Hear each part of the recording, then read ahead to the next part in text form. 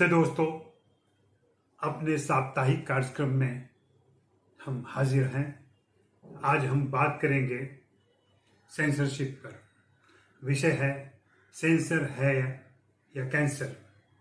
जी हाँ, सेंसर जिस तरीके से बिहेव कर रहा है, खास करके हिंदी फिल्मों के साथ, उससे ऐसा लगता है कि यह कैंसर की तरह उसे ग्रस लेता है और फिर फिल्म को बर्बाद कर छोड़ता है।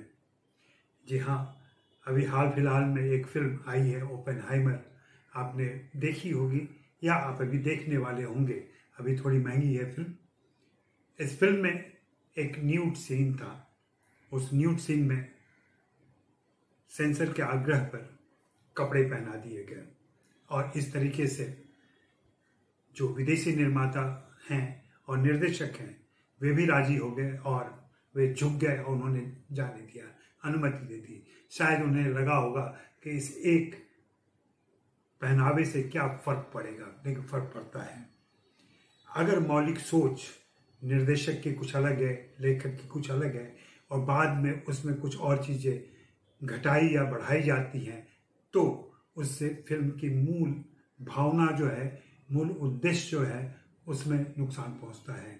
यही बात ओ माय गॉड 2 के साथ भी हो रही है। क्या फैसला होगा अभी कुछ कहना मुश्किल है, क्योंकि अभी भी यह मामला अधर में है और दोनों पक्ष अपनी अपनी बात रख रहे हैं। दरअसल हुआ क्या है कि पिछले कुछ सालों में सीबीएफसी बोर्ड और उसके सदस्य कुछ ज्यादा ही संवेदनशील हो गए हैं।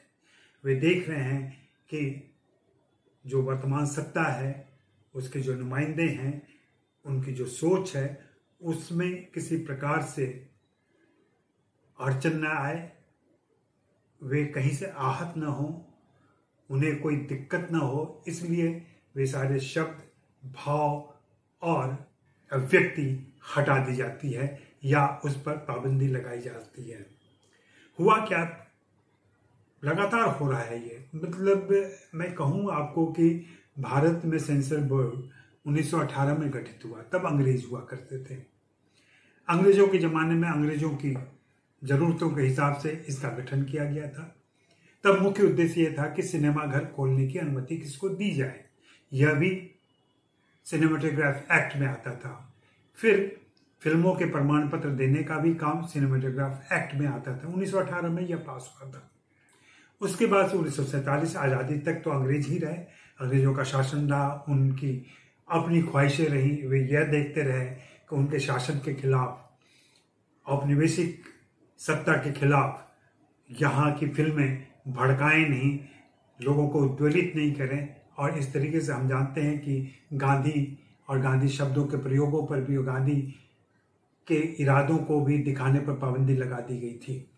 बहुत ही प्रच्छन्न तरीके से मिलकर हमारे निर्देशक और लेखक काम करते थे और अपनी बातें कह पाते थे। आज़ादी के बाद तुरंत सिनेमेटोग्राफ एक्ट में कोई खास परिवर्तन नहीं हुआ, थोड़ा वक्त लगा। आज़ादी के बाद हम संभल रहे थे। 1952 में आकर सिनेमेटोग्राफ एक्ट बनता है, लेकिन इस सिनेमेटोग्राफ एक्ट में आज़ादी के बाद की तहरीरें नहीं थी। इसमें वही सारी बातें दोहराई गई थी जो 1918 में अंग्रेजों ने गठित किया था। कुछ एक बातें आज़ादी के बाद जरूर जोड़ दी गई थी। आप गौर करें कि भारत के संविधान की धारा 15 में हमको अभिव्यक्ति की आज़ादी मिलती है पहले हिस्से में, लेकिन दूसरे हिस्से में फिर कहा जाता है कि हम इस पर आपत्ति कर सकते हैं, इस पर पाबंदी लगा सकते हैं। और इस तरीके से अभिव्यक्ति है भी, अभिव्यक्ति नहीं भी है। सत्ता हमेशा अपने ढंग से इसका इस्तेमाल करती है। आप बताएं कि आपको यह सेंसरशिप कैसी लगती है। जब मैंने यह बात अपने फेसबुक पर डाली और कुछ दोस्तों से बात की, दोस्तों के जवाब चाहे, तो हमारे मित्र प्रशांत कश्यप का सबसे पहले जवाब आया और उनका कहना था कि सेंसरशिप होनी ही नहीं चाहिए, और अगर होनी चाहिए तो उसमें +7, +13 और यूए इस तरीके के कैटेगरी बना दी जाए और वो दिया जाए। तो आपको मैं बता दूं कि अभी हाल ही में भारत सरकार ने अनुराग ठाकुर के नेतृत्व में तुरंत एक अमेंडमेंट किया है सिनेमेटोग्राफ एक्ट में, और उस अमेंडमेंट के हिसाब से अब UA 7+, UA 13+, UA 16+ भी दिया जाएगा। यह बात लगभग श्याम बेनेगल ने भी कही थी और उनकी बात आ गई थी, लेकिन अभी तक वो लागू नहीं हो पाया है। दरअसल जो मैं बात कह रहा हूँ वो प्रशांत कश्यप की बात मैंने कही। प्रशांत कश्यप के ही जवाब में शेखर पुष्प झा ने लिखा कि आधुनिक समाज में सेंसरशिप की जगह ही नहीं है, और ये बात हम सभी कहते हैं, कहीं ना कहीं हम सभी मानते हैं। फरीद खान हमारे एक मित्र हैं, लेखक हैं, आप जानते होंगे इनको। सेंसर को केवल यह प्रमाण पत्र देना चाहिए कि कौन सी फिल्म किस आयु वर्ग के लोगों को देखनी चाहिए। साथ ही यह भी देखना चाहिए कि संविधान की मूल भावना के खिलाफ वह फिल्म नहीं जा रही हो, और इस तरीके से ये बात आनी चाहिए। वहीं देदीप्य जोशी जो फिल्म मेकर हैं, उनकी राय है कि सेंसर कहें या कोई और शब्द दे दें, मतलब पर्यायवाची शब्द कोई भी दे दें आप, लेकिन मूल भावना यह होनी चाहिए कि हम कैसा समाज चाहते हैं। यह उनकी बात है। इसके अलावा और भी बहुत सारी बातें लोगों ने कहीं सुनी। वहाँ पे जो कुछ भक्त भी आए और भक्तों ने छद्म बुद्धिजीवियों, कम्युनिस्टों, परजीवियों वगैरह का नाम लेकर के बहुत सारी बातें की। जैसा कि हर बार ऐसे डिबेट में होता है, दो पक्ष बन जाते हैं, और आजकल भक्तों का पक्ष थोड़ा मजबूत है, थोड़ा ज़्यादा सक्रिय है, ट्रोल भी वही लोग करते हैं। CBFC के साइट पर जाएं अगर आप, तो CBFC स्पष्ट रूप से कहता है कि उनका उद्देश्य क्या है। जनता के लिए स्वस्थ मनोरंजन और शिक्षा सुनिश्चित करना, यह उनका मुख्य उद्देश्य है। CBFC कोई भी फिल्म देखने के बाद बोर्ड के सदस्य जो भी नियुक्त किए जाते हैं, वे ये तय करते हैं कि इसको किस आयु वर्ग के या कौन सा प्रमाण पत्र दिया जाएगा, UA या A, या एक और कैटेगरी है वो S कैटेगरी पहले हुआ करती थी, स्पेशल।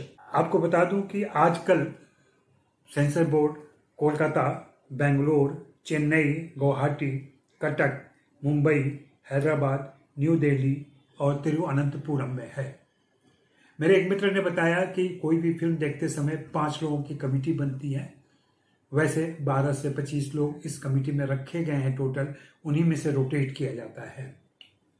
अभी जो मामला आया है ओ माई गॉड का, उसमें इस जो समिति बनी थी फिल्म देखने वाली, उन्होंने आपत्ति की। उसके बाद वह पुनरीक्षण समिति में रिव्यू कमेटी में भेजी गई है, लेकिन अभी तक एक गतिरोध बना हुआ है, कोई भी स्थिति नहीं पहुंची है। क्या होगा 2016 में श्याम बेनेगल ने अपनी संस्तुति दी थी। उनके अध्यक्षता में एक कमेटी बनी थी जिसमें ये बात की गई थी कि क्या क्या सुधार किए जा सकते हैं।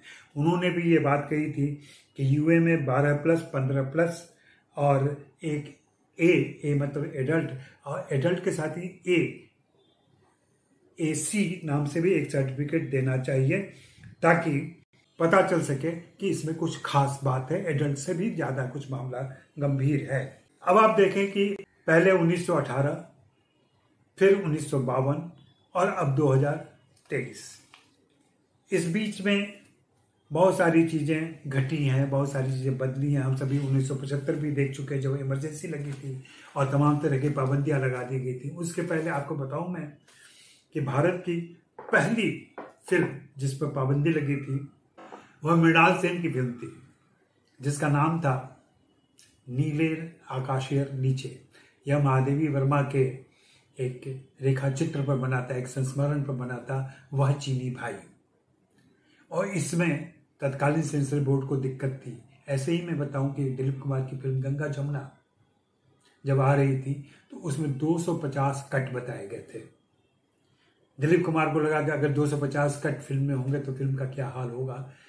उन्होंने नेहरू से संपर्क किया, इंदिरा गांधी ने वो मीटिंग की और वहाँ नेहरू ने उनकी बात समझी और उन्हें फिल्म के रिलीज की अनुमति दी, साथ ही अपने सूचना एवं प्रसारण मंत्री को हटा दी। ऐसी कई घटनाएं घटती रही हैं। गर्म हवा का मामला भी ऐसे ही अटका हुआ था तो इंदिरा गांधी ने उसे अनुमति दी थी। अब पता नहीं क्या स्थिति होगी। ओ माई गॉड के निर्माता निर्देशक क्या फैसला लेंगे, कैसे जाएंगे, कैसे क्या करेंगे, देखते हैं। अभी तात्पर्य यह है कि मैंने कितने सारे लेख सेंसरशिप को लिखे हैं। एक बार तो ये भी बताऊं कि जब ये फिल्म आई थी ना दम लगा के हैसा में तो इस तरह की आपत्तियां की गई थी कि यह शब्द नहीं होना चाहिए। उस समय प्रहलाद निलानी उसके अध्यक्ष हुआ करते थे और उनके हिसाब से सारी चीज़ें चलती थी।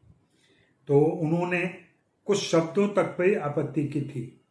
होता क्या है कि सेंसर बोर्ड एक है, यानी कि CBFC एक है, वह फिल्मों की अनुमति देता है। उसके बाद से भी कोई व्यक्ति, कोई समूह, कोई समुदाय, कोई संस्था इसके विरोध में खड़ी हो जाती है और फिर वे लोग सिनेमा हॉल जलाने के, सिनेमा हॉल में तोड़फोड़ करने की चेतावनियां देते हैं। और उसके बाद लॉ एंड ऑर्डर के प्रॉब्लम को देखते हुए ये कहा जाता है कि भाई ये सब चीज़ें रोक दीजिए।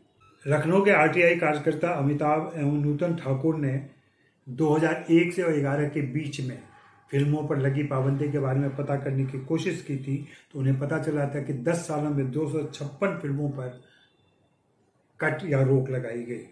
उन्हें सार्वजनिक प्रदर्शन से रोका गया और ये फिल्में आम दर्शकों तक नहीं पहुंच सकी।